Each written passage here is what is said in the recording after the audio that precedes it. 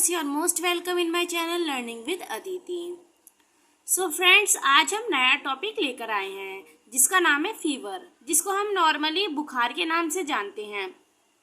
तो आज हम इसके बारे में समझेंगे आखिर ये फीवर क्या होता है, इसका क्या रीजंस होते हैं, इसके टाइप्स, इससे होने वाले प्रॉब्लम्स और फीवर का डाइटरी मैनेजमेंट किस तरीके से किया जा सकता है। मतलब फीवर के पेशेंट को किस प्रकार का न्यूट्रिएंट देना चाहिए और किस प्रकार के फूड प्रोडक्ट उसको अवॉइड करने चाहिए और कुछ क्या इंक्लूड करने।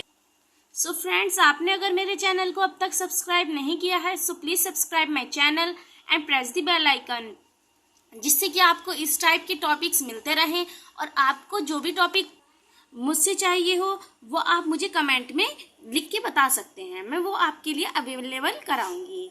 सो फ्रेंड्स, पहले हम देखते हैं फीवर का इंट्रोडक्शन। जब व्यक्ति का शारीरिक तापमान सामान्य से अधिक हो जाता है, मतलब नॉर्मली हम मानते हैं कि किसी पर्सन का फिजिकली ऊपर से वो गर्म है तो हम कह देते हैं कि फीवर है, पर जेन्युइनली जब किसी व्यक्ति का सामान्य तापमान, मतलब हमारी बॉडी का जो नॉर्मल टेम्परेचर होता है, अगर उससे हाई हो जाता है हमारा टेम्परेचर तो उसको फीवर कहते हैं। मनुष्य का सामान्य शारीरिक तापमान 98.4 डिग्री फ़ारेनहाइट होता है। मतलब हमारे बॉडी टेम्परेचर को जब हम नापते हैं तो हमारा जो नॉर्मल टेम्परेचर होता है, नॉर्मल पर्सन का टेम्परेचर होता है, वो 98.4 डिग्री फ़ारेनहाइट होता है। अगर किसी पर्सन का बॉडी टेम्परेचर 98.4 डिग्री फ़ारेनहाइट से ज़्यादा हो जाए तो उसको हम फीवर की श्रेणी में रखते हैं, अतः इससे अधिक तापमान बुखार कहलाता है। अब देखते हैं types of fever. Fever normally 2 types के होते हैं, एक्यूट फीवर और क्रोनिक फीवर। मतलब इनमें क्या डिफरेंस होता है?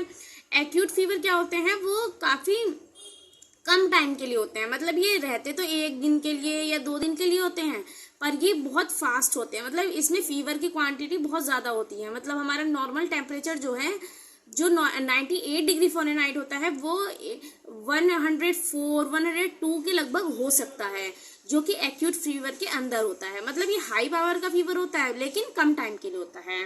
बट क्रोनिक फीवर इसका बिल्कुल विपरीत होता है, क्योंकि इसमें बॉडी टेम्परेचर तो ऐसा रहता है कि 98.4 डिग्री फ़ारेनहाइट की जगह 99 हो जाएगा, 99 पॉइंट कुछ भी डिग्री फ़ारेनहाइट हो सकता है, लेकिन ये काफ़ी लंबे टाइम तक चलता है, जिसको हम नन्हे बुखार के नाम से भी नॉर्मली डिफाइन कर देते हैं। अब देखते हैं ट्रीटमेंट इन फीवर, क्योंकि फीवर का जो पेशेंट होता है उसका हम 3 टाइप से ट्रीटमेंट कर सकते हैं। नंबर 1 है rest, second nutrients and third medicines. First होता है रेस्ट, क्योंकि जो भी पेशेंट है उसके शरीर में जब बॉडी टेम्परेचर हाई हो गया है तो उसका फिजिकल वर्क बहुत अधिक होने लग जाता है, जिसकी वजह से उसको रेस्ट की बहुत ज़्यादा रिक्वायरमेंट होती है। रेस्ट करने से उसकी बॉडी स्टेबल हो जाती है, इसके लिए रेस्ट बहुत ज़रूरी होता है। सेकंड है न्यूट्रिएंट्स।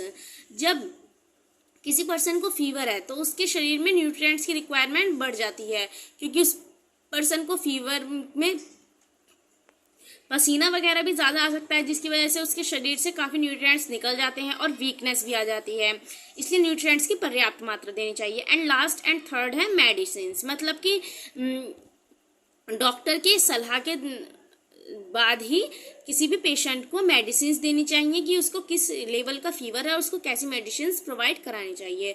और अगर हम किसी भी पर्सन को कैसा भी फीवर है उसको हम इन 3 चीज़ों की बात रख के उसको क्लियरली और उसको इजीली सही कर सकते हैं, जिसमें मेन है rest, nutrients and medicines. So friends, अब ये बात थी ट्रीटमेंट ऑफ फीवर की।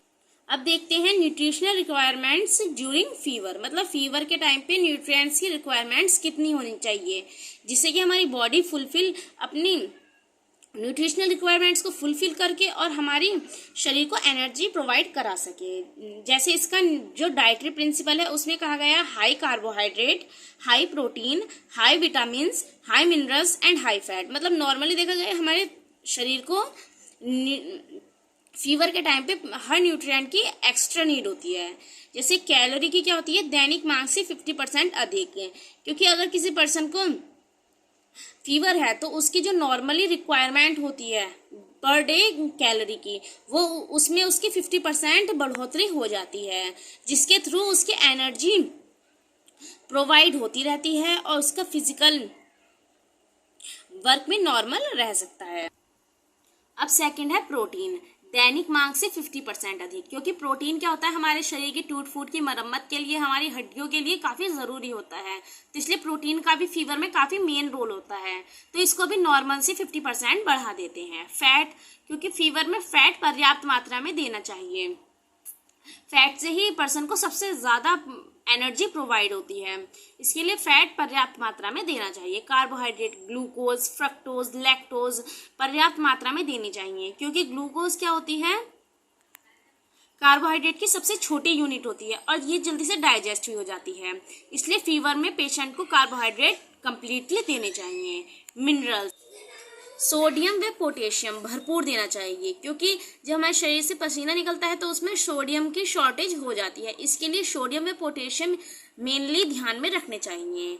वाटर, पसीने के कारण शरीर से वाटर की कमी हो सकती है, इसके लिए 2.5 से 5 ml वाटर देना चाहिए।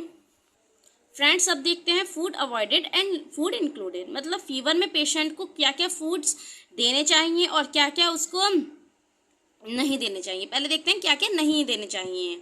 फर्स्ट है high fibre foods, second spices, third chilli foods etcetera, मतलब जो बहुत ज़्यादा हाई फाइबर फूड्स होते हैं वो नहीं देने चाहिए। बहुत अधिक मिर्च मसाले वाला आहार पचाने में काफ़ी दिक्कत करता है, इसके लिए ज़्यादा स्पाइसेस वाला फूड नहीं देना चाहिए। चिली फूड्स, मतलब कि ज़्यादा वही जैसे मिर्च मसाले वाला हुआ, तला भुना हुआ, इस टाइप का खाना अवॉइड करना चाहिए, क्योंकि हल्का भोजन ईजिली बॉडी में पच जाता है।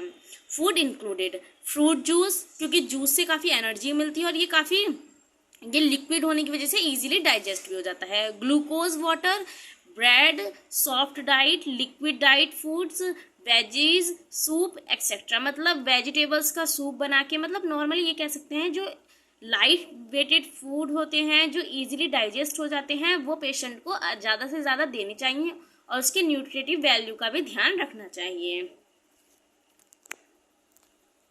सो फ्रेंड, आपको मेरी ये वीडियो कैसी लगी प्लीज़ मुझे कमेंट करके बताना, और आपको नेक्स्ट कौन सा टॉपिक समझना है प्लीज़ मुझे कमेंट में बताना। And thanks for watching.